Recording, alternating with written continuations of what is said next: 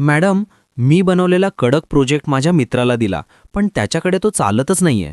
तो म्हणतोय हे एरर येतेय, ती लायब्ररी नाहीये. आता मी त्याला बसून एक एक लायब्ररी इन्स्टॉल करायला शिकवू का? अरे राहुल, त्यासाठीच तर requirements.txt असते. आपण pip freeze greater than requirements.txt ही कमांड वापरली की तुझ्या प्रोजेक्टसाठी लागणाऱ्या सर्व लायब्ररीजची आणि त्यांच्या व्हर्जन्सची एक परफेक्ट यादी तयार होते. मग तुझ्या मित्राला फक्त एकच कमांड द्यायची आहे, pip install -r requirements.txt. विषय खल्लास, सगळं काही एका क्लिकवर सेट होईल. मजेदार रिअल लाईफ उदाहरण. राहुल, विचार कर, तू गावाला गेलायस आणि तुला घरच्यांना मिसळ बनवायला सांगायचंय. आता तू फोनवर एक एक मसाला सांगत बसणार का? त्यापेक्षा तू सामानाची एक किराणा यादी पाठवशील ना. ती यादी म्हणजे तुझी requirements.txt. यादी मिळाली की घरचे बरोबर तेवढंच सामान आणून मिसळ बनवू शकतील. आहे ना कडक?